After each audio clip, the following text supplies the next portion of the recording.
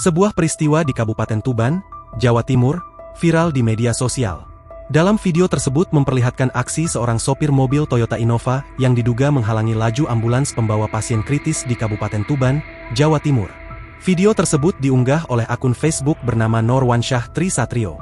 Peristiwa itu diketahui terjadi di Jalan Ponco, Kecamatan Parengan, Kabupaten Tuban, pada Rabu, 17 September 2025. Dalam rekaman, tampak sopir ambulans Puskesmas Parengan yang kesal dan berhenti, lalu menarik sopir Innova untuk melihat langsung kondisi pasien kritis yang hendak dirujuk ke RSUD Sosodoro Jatikoesoemo Bojonegoro. Kapolsek Parengan, Ibtu Ramelan, saat dikonfirmasi membenarkan kejadian tersebut. Menurutnya, insiden bermula ketika ada 2 korban kecelakaan lalu lintas yang dievakuasi menggunakan 2 ambulans. Saat melintas, ternyata terdapat sebuah mobil Toyota Innova berwarna hitam diduga tidak memberikan jalan. Innova tersebut tersenggol pada bagian kanan.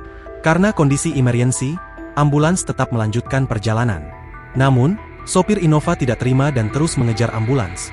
Ujar Ibtu Ramelan kepada tribunjatim.com, Kamis, 18 September 2025. Lebih lanjut Ramelan menjelaskan bahwa cekcok yang terekam dalam video tersebut, karena sopir ambulans sempat menjelaskan bahwa pasien di dalam kendaraan sedang membutuhkan perawatan di rumah sakit.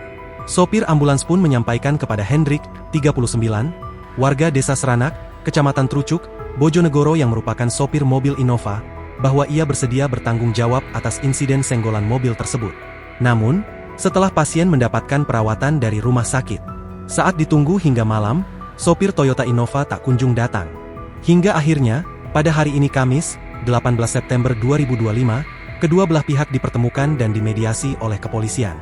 Sudah ada mediasi antara sopir ambulans dengan pengemudi Innova. Keduanya sepakat menyelesaikan secara kekeluargaan, pungkasnya.